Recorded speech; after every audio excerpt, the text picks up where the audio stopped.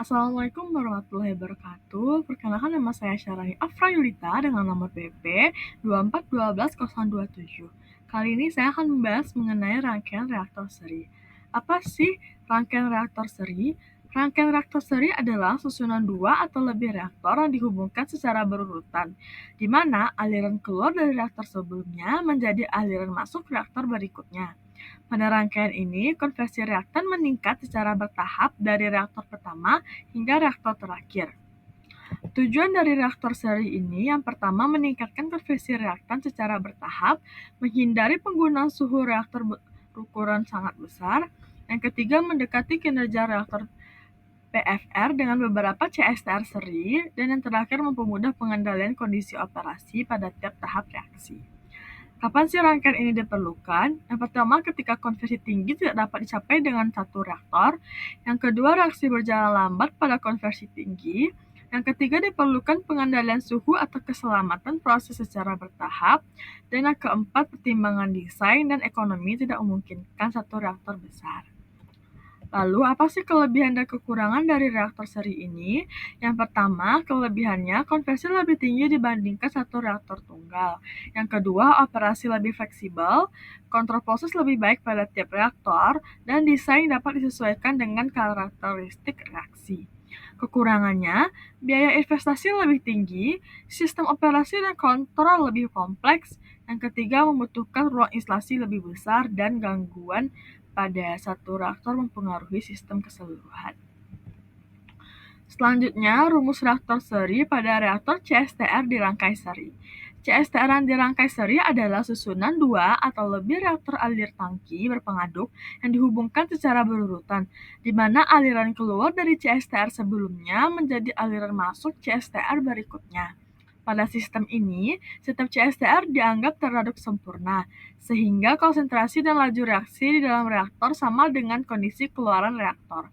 Perhitungan volume masing-masing CSTR dilakukan menggunakan persamaan volume reaktor CSTR ke I sama dengan laju aliran mol reaktan A yang masuk pada sistem dikali konversi reaktan masuk CSTR ke I dikurang konversi reaktan A masuk ke CSTR ke I dikurang 1 per laju reaksi reaktan A pada kondisi keluaran CSTR ke I. Yaitu berdasarkan kenaikan konversi pada reaktor tersebut dan laju reaksi yang dihitung pada kondisi keluaran, volume total rangkaian CSTR seri diperoleh dari penjumlahan volume seluruh CSTR. Kemudian, PFR yang dirangkai seri. PFR yang dirangkai seri adalah susunan dua atau lebih reaktor aliran sumbat yang dihubungkan secara berurutan, di mana aliran keluar dari PFR sebelumnya menjadi aliran masuk PFR berikutnya. Pada PFR, tidak terjadi pencampur aksial sehingga konsentrasi reaktan berubah secara kontinu sepanjang reaktor.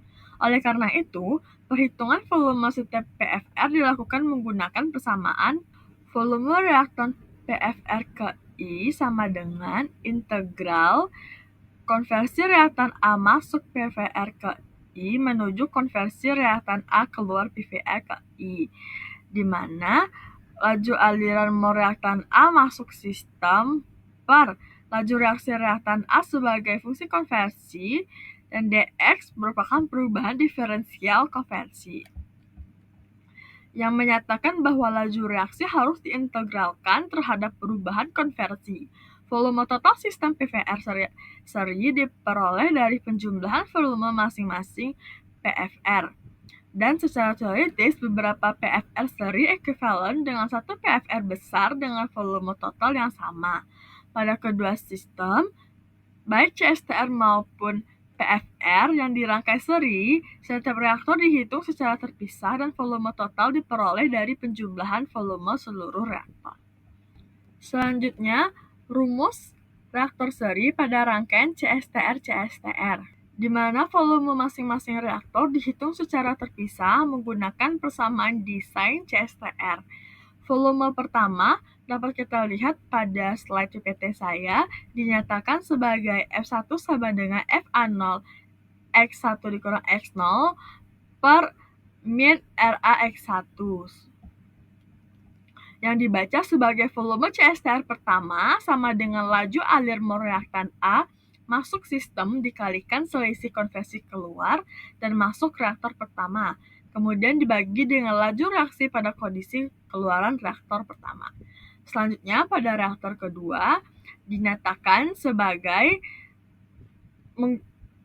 menggunakan konversi dan laju reaksi pada keluaran reaktor kedua. Pada rangkaian ini, laju reaksi selalu dievaluasi pada kondisi keluaran masing-masing CSTR.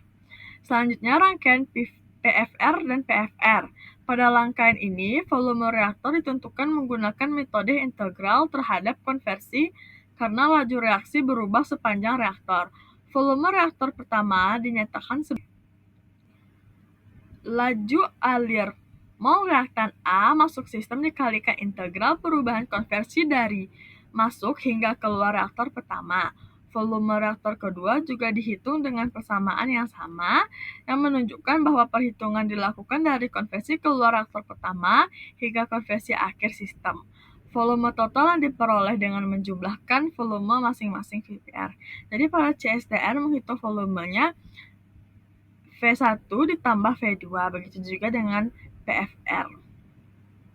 Selanjutnya, pada rangkaian CSTR dan PFR, di mana reaktor CSTR digunakan pada tahap awal untuk mencapai konversi awal yang stabil.